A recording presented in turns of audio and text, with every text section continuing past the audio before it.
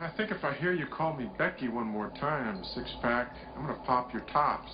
All six of them. Who are you?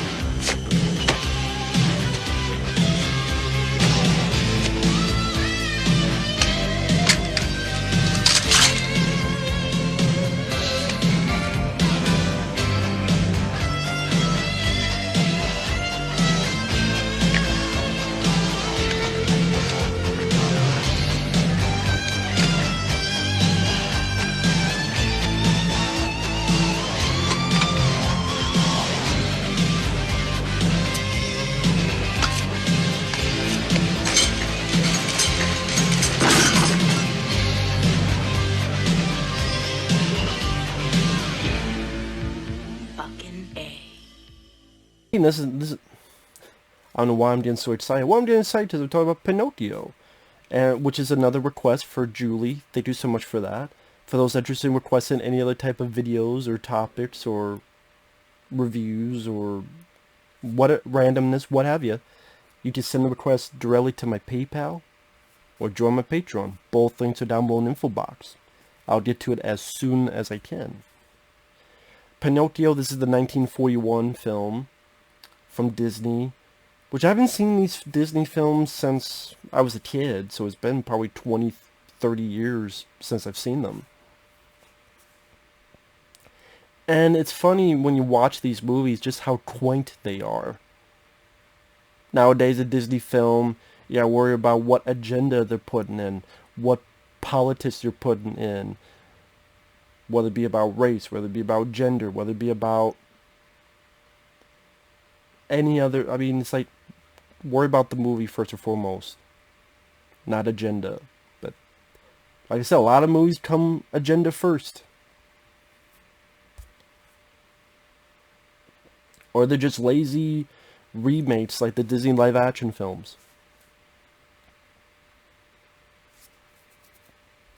Watch this film again, it still works. The voice actors work, the animation works, it's still a very sweet story.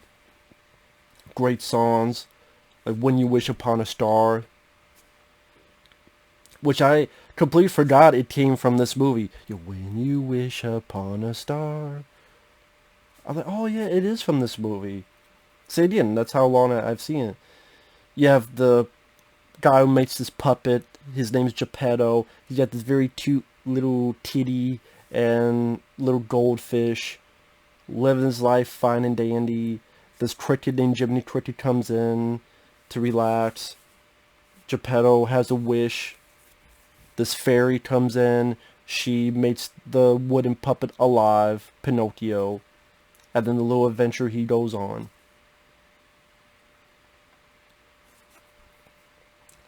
Watching this film and doing a little bit of research, you learn a couple things. Number one, the original story Pinocchio, holy shit. If you never read the original Pinocchio story that this is based on, I mean, Jiminy Cricket is not called Jiminy, just called Cricket. Pinocchio kills the cricket, because Pinocchio gets pissed and throws like a hammer, hits the cricket, and the cricket dies. There's a point where Pinocchio gets his fucking feet burned off. There's a point where he's hung, lynched, and left for fucking dead. Because people forget these fairy tales are based on really dark shit. That's what people forget. The Grimm's fairy tales. Grimm for a reason. Like Cinderella. People forget the original story of Cinderella. The stepsisters, they desperately want the shoes to fit their feet. That the stepsisters are literally cutting their feet and their toes off in order to make their feet fit this glass slipper. So they're really mutilating and cutting, or cut this toe off and get your foot to fit in there.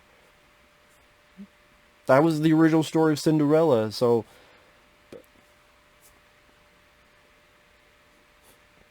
Yeah, read the original Pinocchio. That is based on the original. You'll get a awakening of very different.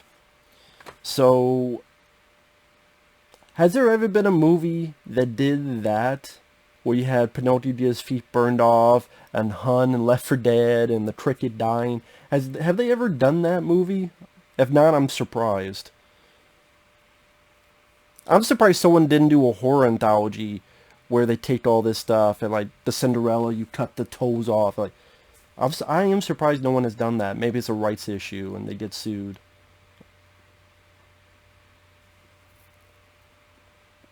Another thing I learned is when this film initially came out in 1940 or 1941, it didn't do well.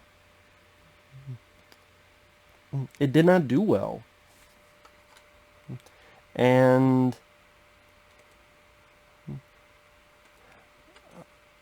was it 1940 or was this 1941 or 1940? I'm trying to remember now. Maybe it was 1940 this came out. Yeah, I think it was 1940 this came out, because Dumbo came out 41. And one of the reasons Dumbo got made was because Fantasia and Pinocchio didn't do well. They lost money for the studio. Now, Pinocchio eventually did make money in re-releases. And when it went to video, when it went to DVD, then they made a lot of their money back and a big profit. But like I said, initially when it came out, I believe it was 1940, it didn't do well.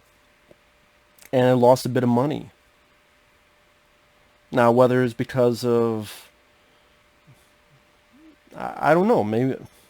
I can't give you a reason as to why. Does the film itself... I say it's very quaint. The voices do their jobs well. Jiminy Cricket. It is one of those interesting things when you rewatch is you notice certain stuff. You go, wow, okay, that's not something they would do nowadays. Because we're in such a fucking PC world. Even as something simple like Jiminy Cricket's trying to get warm, and he's literally rubbing his ass. Like, it's a piece of like burning coal, and you see like him like rubbing his ass. That'd be too offensive today. We can't have a cricket rub his ass. He's not fucking jacking off. Relax, Disney.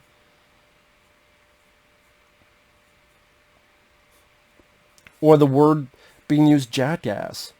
What does he think I look like, a jackass? But nowadays that word would not be used. Oh my god, you got little kids being bad and smoking cigars? We can't have that. It's like, well, relax.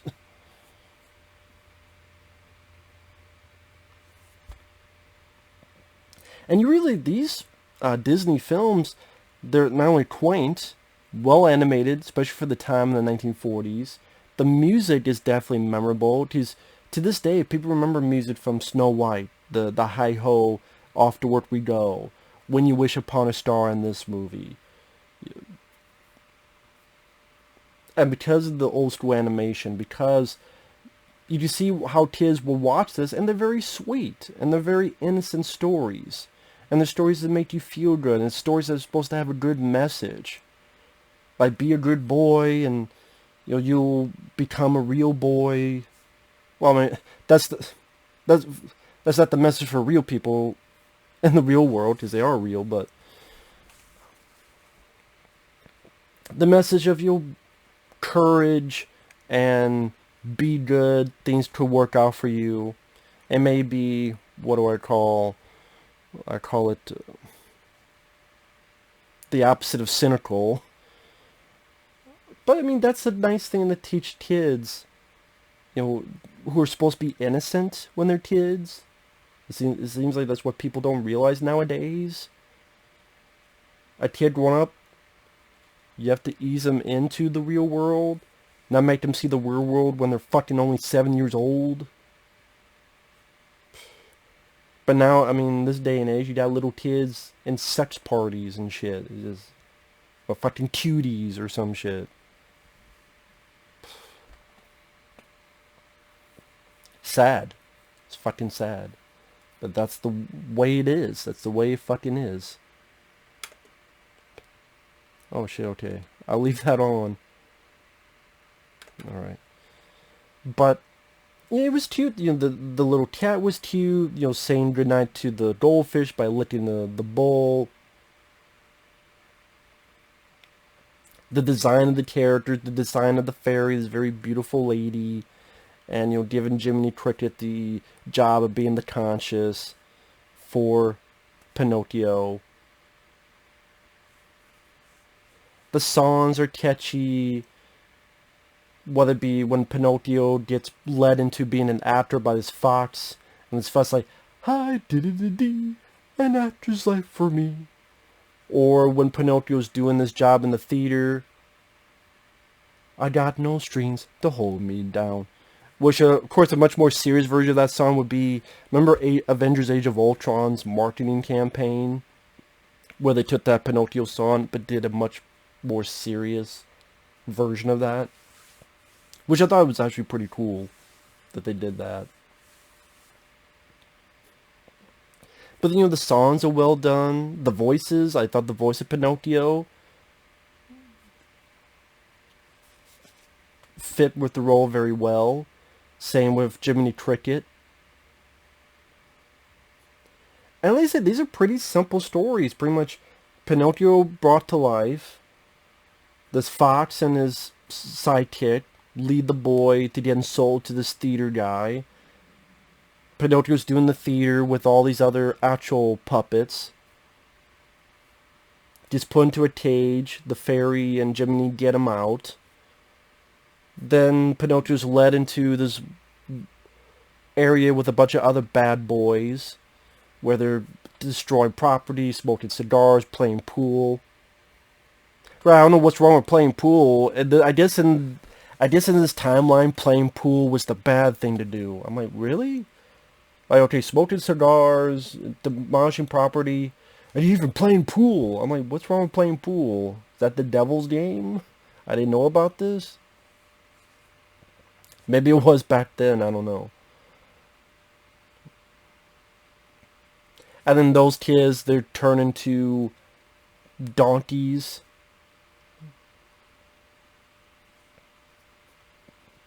Wish I could see that to be kind of a scary idea. Almost like a kid version of an American Werewolf in London. I mean, in a way. And that's the thing, like, if you did that in live action, you could probably do that in American Werewolf in London style, where kids screaming and then their hand turns to a hoof and their nose gets longer and it's a snout and it's like, oh shit.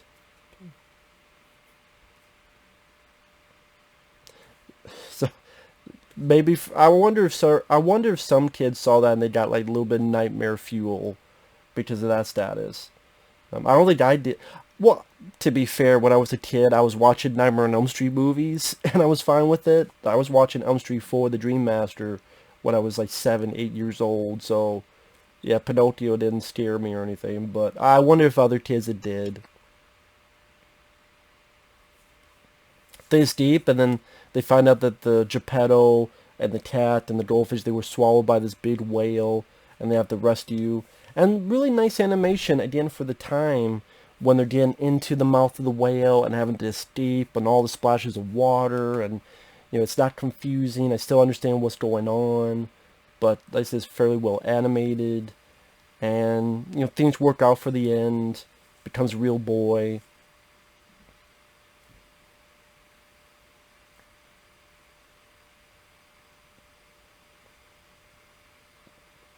Sorry, I made a pause there because I'm thinking, is there really anything I dislike? No, a lot of these early Disney films, they were what they were. Maybe being easier on them because of the time they were made. I mean, if you're expecting a Pixar movie, I don't know how you're expecting that from a movie from 1940. But he said it's quaint, it's endearing. For the most part, they try to tell a nice message. The voice actors, nowadays they just find a celebrity and plug them in to be a voice actor. But here in this time, for many decades. No, we want to find people who specifically do voice acting to try to get the best role. So you're not thinking Seth Rogen, you're thinking, oh, it's Jiminy Cricket, oh, it's Pinocchio. And I can understand why they do that, because if you hear a celebrity voicing it, and there's been many films where I've enjoyed that, but there's a part of you that goes, oh, that's Seth Rogen. You say the name of the celebrity more so than the character he's playing. Well, I'll be honest, I don't remember the voice actors' names for these characters. I just said, okay, that's Pinocchio, that's Jiminy Cricket, that's this and that. And it works. It works, and I guess it makes it easier in the believability of the story, as dumb as that sounds.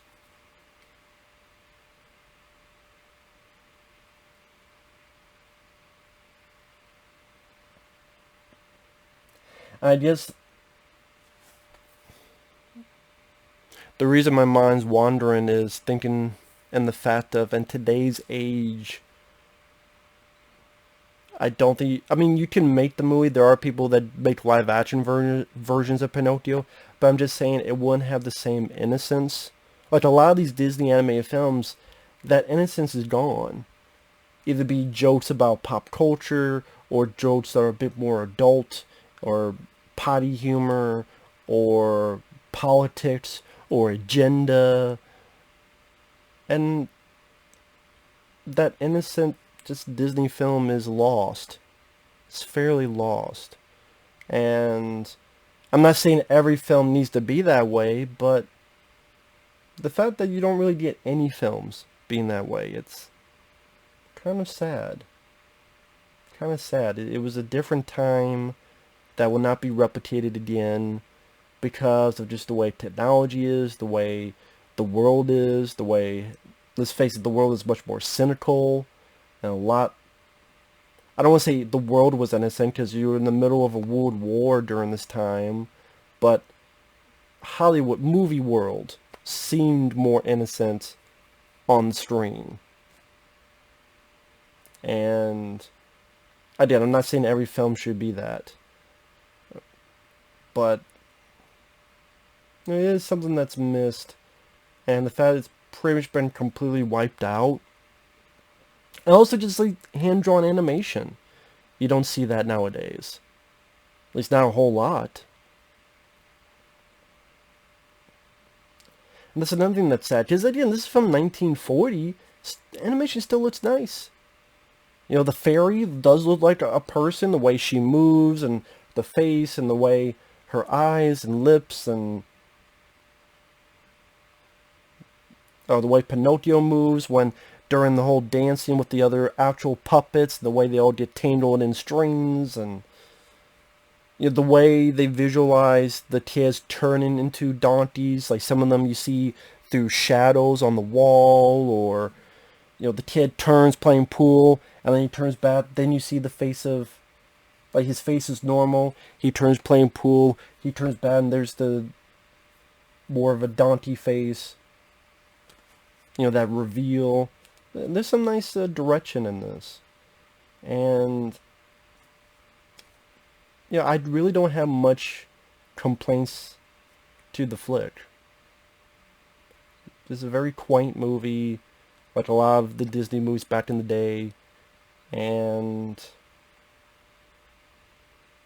yeah, it's a good Disney film.